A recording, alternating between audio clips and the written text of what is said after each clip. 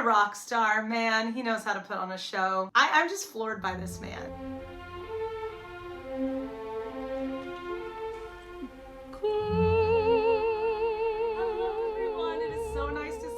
Admittedly, it has been a while since I've been up here with a new reaction analysis video on this channel, but I'm so excited to get the chance to do this with you all today. I've been wanting to come back for so long, and all I have to say is that life has been lifing. Tawnice and I have been knee-deep in a lot of other work-related projects, and my voice studio has massively grown, but as I continue to figure out what I really want this artistic business of ours to be, I continue to feel more of a gravitational pull back to the YouTube channel. So I really hope you enjoy this reaction video today. I'm going to be blind reacting and kind of blind analyzing a little bit, meaning that I've never heard this video before, but I had to do another channel heavy hitter to get started. And the DIMASH fan base has been so kind to this channel in the comment sections and has been so beautiful with our reaction videos on him. So I decided to do another DIMASH video to get us started. I am doing a February video challenge where I post one reaction or cover video or any form of content to the YouTube channel a day all through the month of February. So if you want to be in on this challenge and want to get a bunch of content coming your way, make sure to hit subscribe, like this video so you're notified when those new videos come up. If you are a current subscriber, I am so happy to be back, and thank you for supporting the channel even if I've been a little bit inconsistent with reaction videos lately. So without further ado, we're gonna dive in. I'll tell you maybe a little bit more about our own projects later on, but we're going to watch DIMASH, and this is a little bit more of a recent video of his. By recent, I mean it was still done several months ago, but it wasn't done like years ago, and I wanted to look at something that was a little bit more on the recent side, and this was a live performance I found from his YouTube channel that was DIMASH, The Show Must Go On by Queen. He's covering that song. And it is live at the Virtuosos, Young Prodigies, and Big Stars concert. And I am super excited to listen to this performance. Not only do I love Queen and I love this song, but I also love DIMASH. And I'm sure that his incredible ethereal vocals are going to knock it out of the park.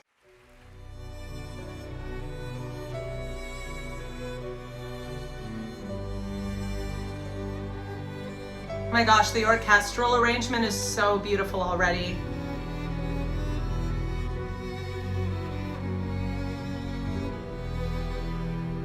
Empty spaces, what are we living for? Abandoned places, I guess we know the score. On and on, does anybody know what we are looking for? Another hero, another mind to scribe behind the curtains. In the pantomime, hold the line. Does anybody want to take it anymore? Show must go on. Oh my gosh, there's so much to unpack already. So we're only 1 minute and 7 seconds into the video, and I gotta stop because there's so much to unpack. And sometimes I don't think everybody understands fully the subtleties of what's happening here at the beginning of his performance. So this is an artist that I've noticed not only has incredible vocal technique, incredible mastery over his voice, like his range alone is so impressive. He prioritizes the storytelling over anything else. And so the storytelling with a true artist is always going to take center stage. And when that happens, there's like 80% technique staying in and a little bit of a 20% ratio for compromising some traditional technical ideas in the voice for the sake of the storytelling. Not every story is best told with max efficiency in the sound. And I'm not saying that he's not singing with good technique right now. I'm saying that I can tell a storytelling first artist when I see one, and he really wants to set the stage for this song. And so you hear that slight escaping air in the tone. You hear it's a little bit heavier on the consonants. He's really intentional about his English singing. And I love that He's so clear in his diction in any language he's singing in. And in addition to all of that, he deeply understands the text. He deeply understands what he is talking about. And these existential questions, like, what are we waiting for? He's letting us sit with those things by not clouding it out with too much pizzazz or too much pressure in the vocals right away. So all of this from a storytelling standpoint is absolutely brilliant. He's also feeding into the orchestral sound. He wants to blend in with it. He wants to become synonymous with it, or like one body. He understands himself as a part of a whole in the music making. And I think that's what's really special about him, maybe not singing with a track. I've seen him in some competition situations where maybe all of the instrumental musicians were not 100% live. Those are stellar performances too, but I bet it's so gratifying for him to have the feedback from live collaborative musicians.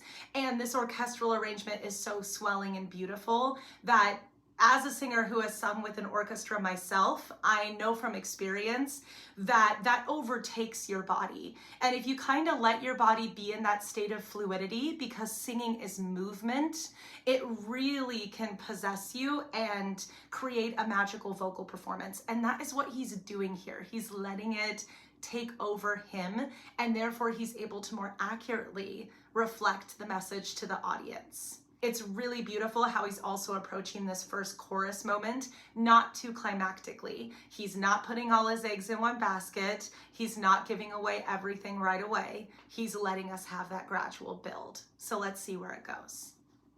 Show must go on. Inside my heart is breaking. My makeup may be flaking, but my smile still stays on. Whatever happens, I leave it all to change. Oh my gosh, there was a huge transition dramatically. I just noticed in the video he has an injured hand. I hope he's okay. I hope that recovers for him soon. What I noticed in that was that there was this beautiful, clear vocal folds are stretched, they're nimble, they're flexible. He is somebody that can do those vocal runs so well. His vocal folds are so well exercised for that. And that is fine muscle coordination you are exercising over time. And it's not just because he's in demand as a performer. You can tell he's very intentional about taking care of his instrument. And when your instrument is your entire body, if you give over and let that music possess you, that can have a nervous system regulating component to it that really grounds the musician in the stage. He has this beautiful clear tone that shows me that he's able to create that composure and regulation for himself. But now we're transitioning into the second verse, and he had that soft, clear-toned chorus, that chorus where he was letting the agility of his voice show, and he was holding back on some of the full power, that full boom that the voice can have. But now we're starting to see some of it come in because he is understanding that the message of the song is ramping up, and he is letting his voice kind of take him on that ride. He wants the audience to build with him, to come to an emotional climactic point with his voice. And so he has to, singing is literally sound frequencies being sent to the audience. So he's like, I need to send more, but I need to send more in a very deliberate way. This message, the language of my message is getting more severe, just like it would in like a persuasive speech in a public speaking situation, because the message of the song is getting more intense. And let's have you be emotionally moved, because a true artist knows that when the audience is moved with their emotions, not just wowed by the quality of the sound, that's when real change can take place through music, where hearts can change through music. So it's so important to know how his voice is being used to achieve that. He's upping the ante with us right now. Another courage, another first romance. On the known, does anybody know what we are looking for? Another hero, another mind described behind the curtain in the pantomime. On the line, does anybody want to take it anymore?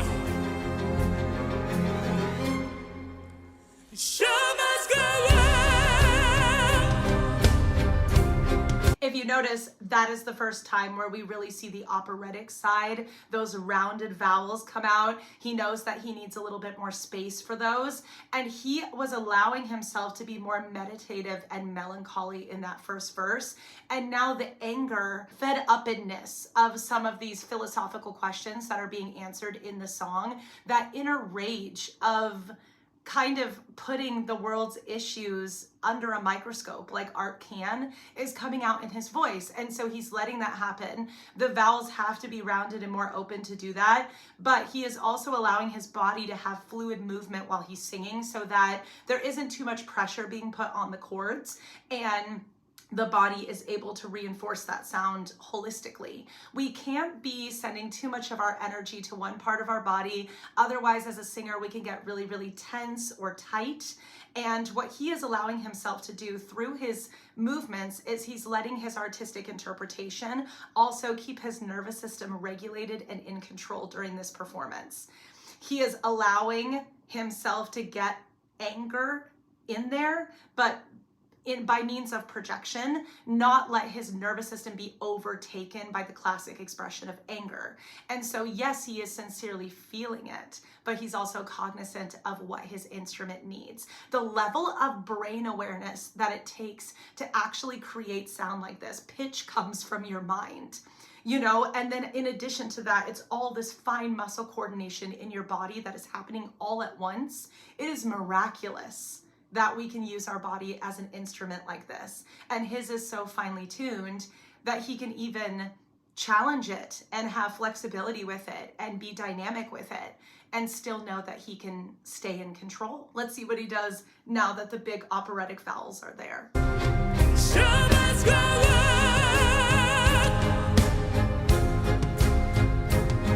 Inside my heart is breaking. My gut may be plaguing, but my smile still stays on.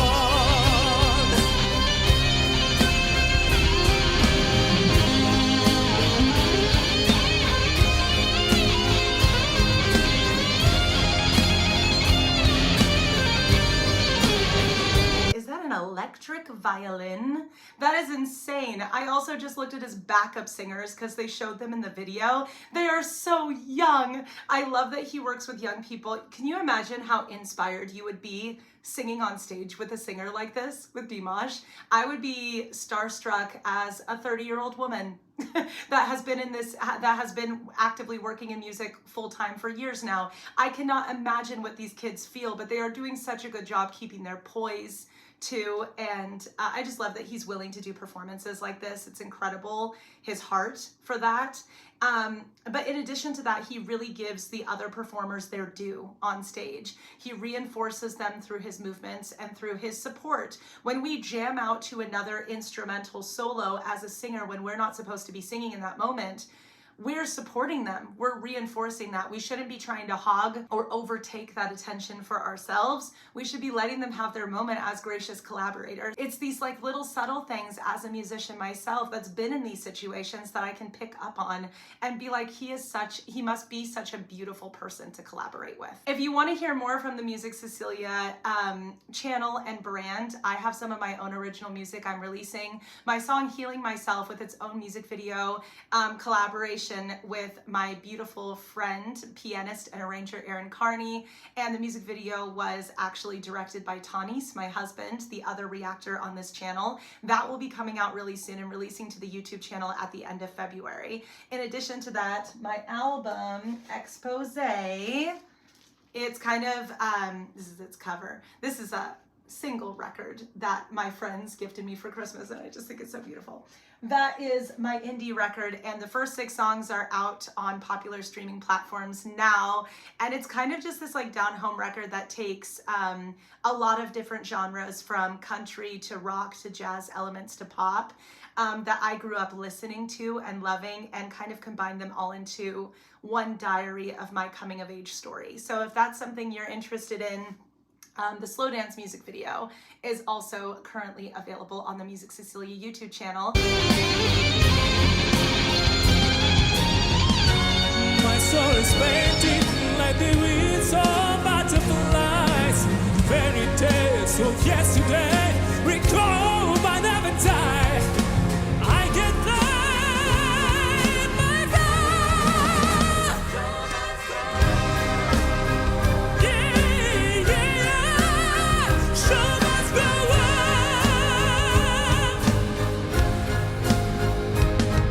You find the regret, I am never giving in. Got it all.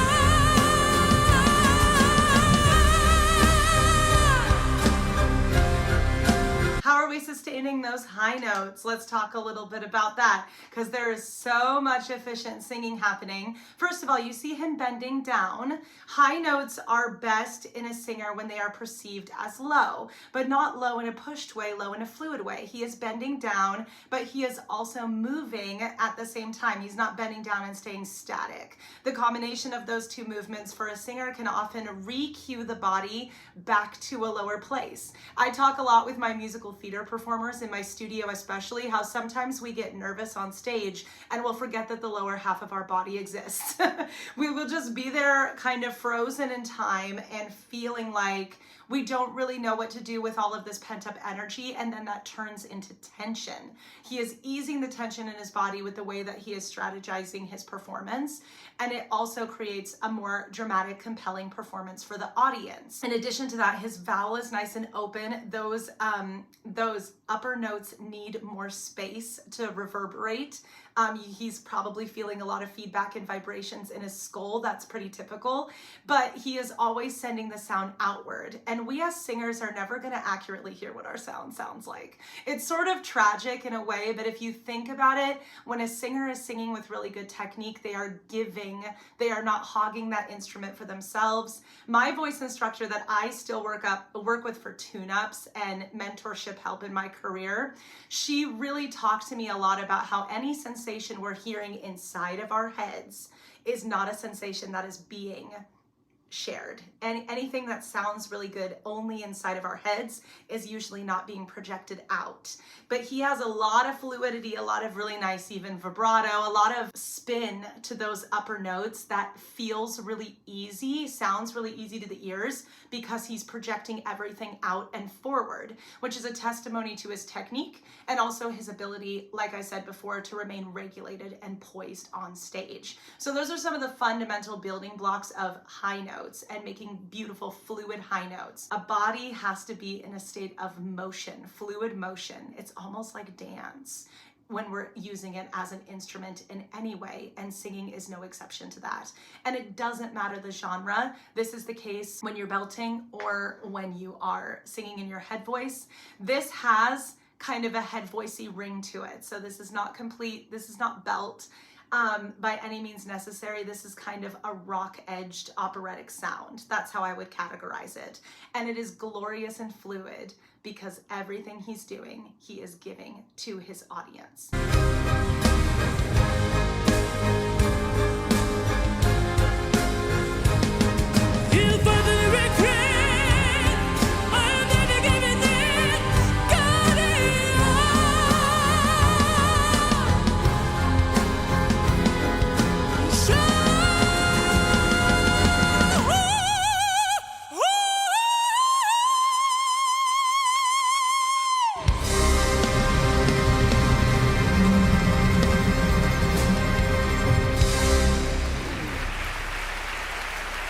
What I also love about that even more head voicey sound, some people say falsetto in contemporary music.